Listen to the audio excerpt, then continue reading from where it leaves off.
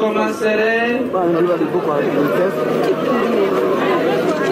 vous féliciter pour votre participation aux manifestations pacifiques du début de la semaine. Ces manifestations ont été un grand succès, non seulement pour l'UFDG et l'opposition républicaine, mais pour le peuple de Guinée, pour tous les fils du pays épris de paix, de justice et de démocratie. Ça a été une grande victoire, en particulier pour l'UFDG, parce que vous savez qu'il y a une vaste campagne de dénigrement de notre parti, où on disait que l'UFDG est affaibli, que les jeunes de l'Axe en particulier ne répondront plus au mot d'ordre de l'opposition républicaine.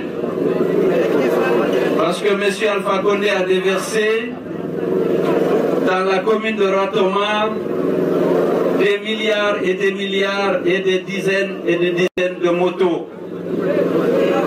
Des commerçants véreux à la recherche des faveurs du pouvoir. Des cadres ambitieux qui veulent obtenir des postes auprès de l'administration de Alpha. C'était effectivement investi pour obtenir la collaboration des jeunes de l'Axe au pouvoir actuel. Mais heureusement, c'était peine perdue et vous l'avez prouvé. Je suis fier de vous. On a toujours dit que la force de notre parti, c'est bien entendu l'effectif des militants, parce que nous avons plus de la moitié des Guinéens derrière, au sein de l'UFDG. Mais c'est aussi la détermination, le désintéressement, l'engagement, la volonté de vaincre la dictature et d'instaurer dans notre pays une véritable démocratie. Vous l'avez prouvé le lundi et le mardi que vous n'étiez pas achetable. Je dois vous avouer que j'étais très fier de vous. La résistance avec laquelle vous avez fait face aux agressions des forces de l'ordre. Vous n'avez pas eu peur des balles, des gaz lacrymogènes. Vous avez résisté héroïquement à toutes les attaques dont notre peuple a été l'objet ces 2 jours. Je vous avais dit qu'avant de partir, Alpha Condé a donné des instructions fermes de réprimer dans le sang nos manifestations pacifiques. Et naturellement, la police, malgré nos appels, la police a appliqué les instructions. Elle a tiré sur nos jeunes. Ils ont frappé nos femmes. Ils ont malmené les vieux lors de ces manifestations. Mais la jeunesse a résisté comme d'habitude. C'est une grande victoire pour l'UFDG, pour l'opposition, mais pour tout le peuple de Guinée. Parce que je vous l'ai dit, j'ai répété, aujourd'hui l'espoir du peuple de Guinée repose sur vous, repose sur nous, l'UFDG.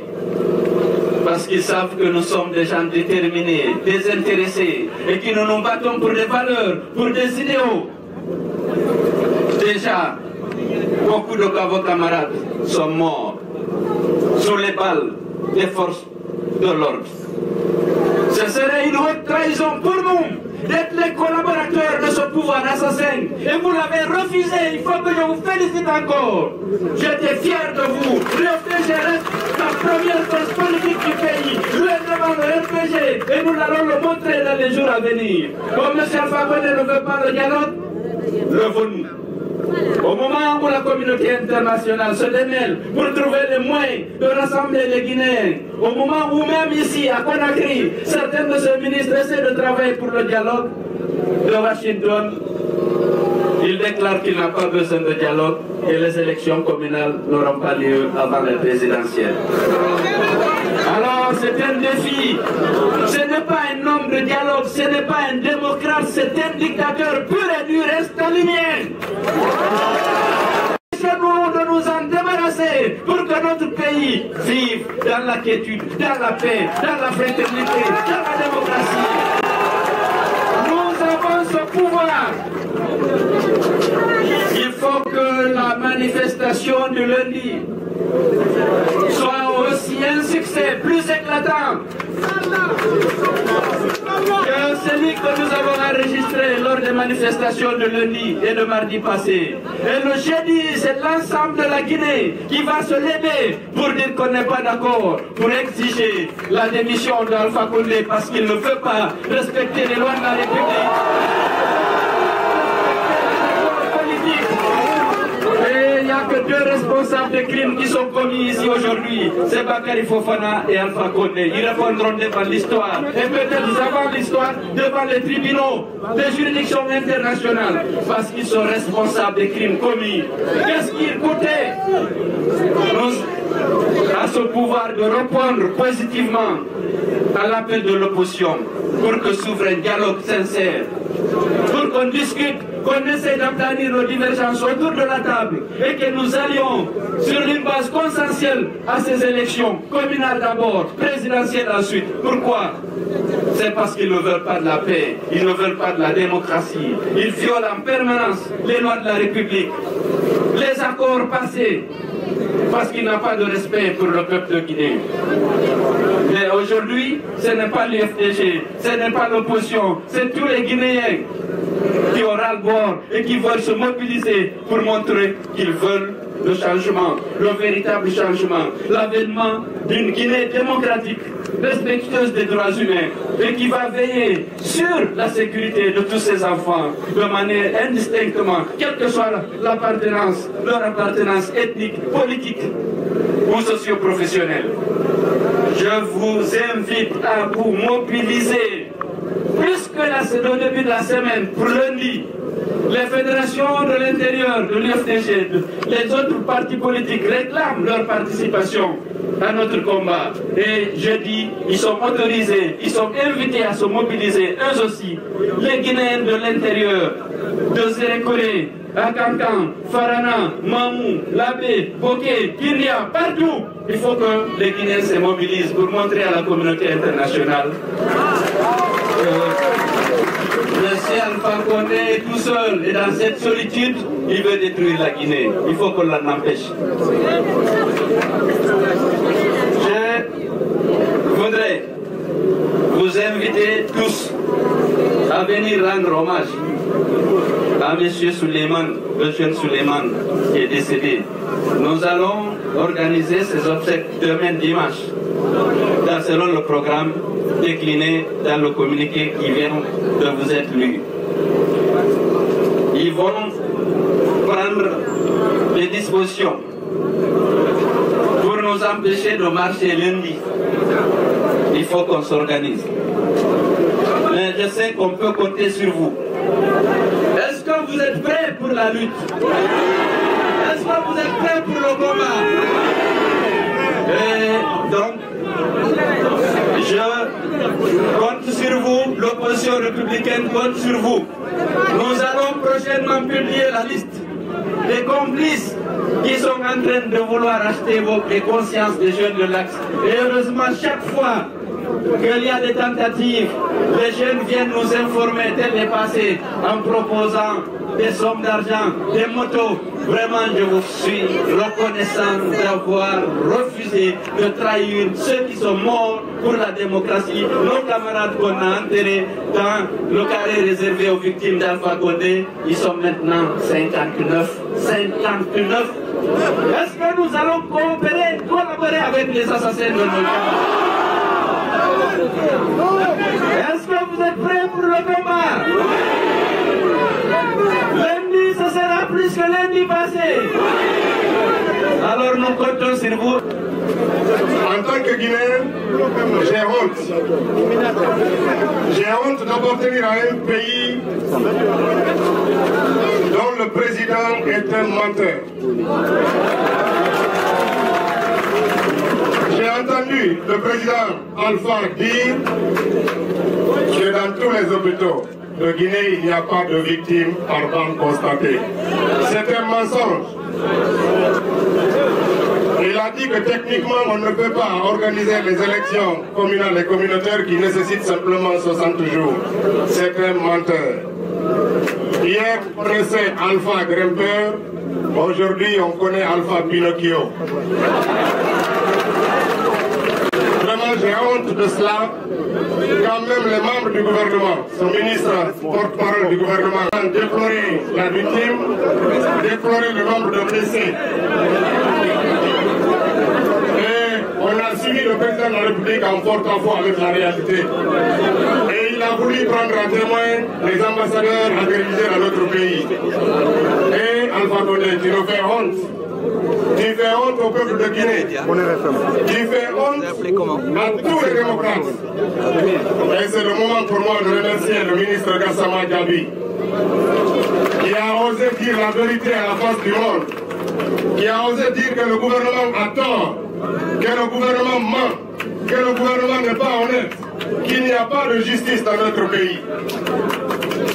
Nous allons donc nous battre lundi, jeudi et les jours suivants pour que définitivement Alpha Condé quitte ce pays et quitte la gouvernance de la Guinée. Parce qu'en 4 ans, il s'est montré incapable de tenir droit le gouvernement de la nation. En 4 ans, la balance n'est pas la même pour tous les fils de ce pays. Il est injuste. Il veut des chefs de quartier RPG. Il veut des chefs de secteur RPG.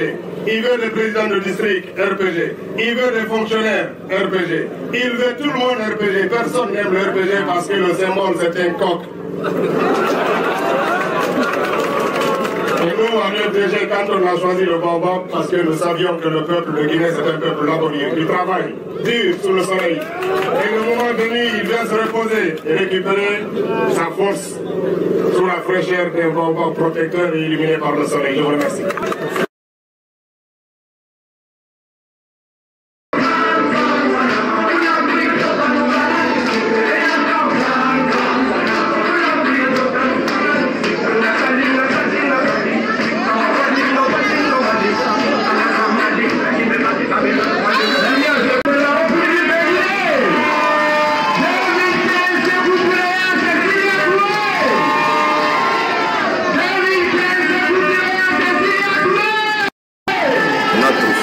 C'est d'attirer l'attention du gouvernement guinéen et de la communauté internationale sur le respect du calendrier électoral tel qu'il a été prévu dans le cadre des accords que nous avons signés, mais tel qu'il est prévu également par la loi guinéenne, à savoir que quand les mandats sont échus, il faut les renouveler. Donc nous demandons que nos militants sortent dans la rue pour protester par rapport à ces questions-là. C'est très simple. Nous avons eu des dialogues en 2013, nous en avons eu en 2014, vous savez dans quelles conditions. Dans la mesure où vous devez avoir des pourparlers quand il y a même une guerre, on commence par demander le cessez-le-feu, non? Le cessez-le-feu, c'est que la CENI s'arrête et que le calendrier soit retiré pour qu'on s'asseye pour en parler. Nous avons déploré des morts, on les a présentés, on doit les enterrer, tout ceci est connu. Le ministre qui est ici et qui est porte-parole du gouvernement a reconnu qu'il y a eu des morts. Lui qui est à Washington, s'il dit qu'il n'y a pas de morts, ben je pense qu'il devrait téléphoner au ministre pour lui poser la question de savoir s'il y en a ou s'il n'y en a pas. Nous avons vu des militaires cagoulés avec des fusils. On n'a vu aucun manifestant avec quelques fusils que ce soit. En tout cas, ces images ne nous sont pas parvenues. La violence vient de ceux qui utilisent le gaz lacrymogène et les fusils. Alpha Condé, le président de la République ici, vous l'avez vu à une manifestation depuis qu'il était dans l'opposition pendant 20 ans. Une seule fois. Moi, j'étais blessé le 28 septembre. On fait des manifestations tout le temps ici. Que je sois devant ou derrière, ce n'est pas la question. Est-ce que les Guinéens veulent défendre leurs droits ou pas? Nous disons que la manifestation aura lieu jeudi. Je ne vous donne pas d'itinéraire. J'ai dit ça 1000 fois, mais j'ai l'impression qu'on ne m'entend pas. Personne, ni à la CENI, ni je ne sais à la présidence, ne peut décider de la prorogation du mandat des maires en Guinée. Ce n'est pas de leur ressort. Personne. Ce n'est pas un problème que l'opposition invente. C'est le droit guinéen qui le veut ainsi. Il faut que ça soit clair pour tous.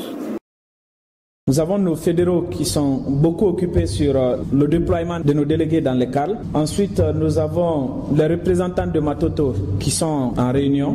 Mais il faut qu'on vous donne des informations de ce qui s'est passé ces derniers temps. On s'était entendu d'organiser les élections communales au premier trimestre 2014. Ils n'ont pas respecté cet engagement. Vous avez suivi, le ministre porte-parole du gouvernement a dit que l'accord de juillet 2013 ne les engage pas, qu'ils ne l'ont pas signé.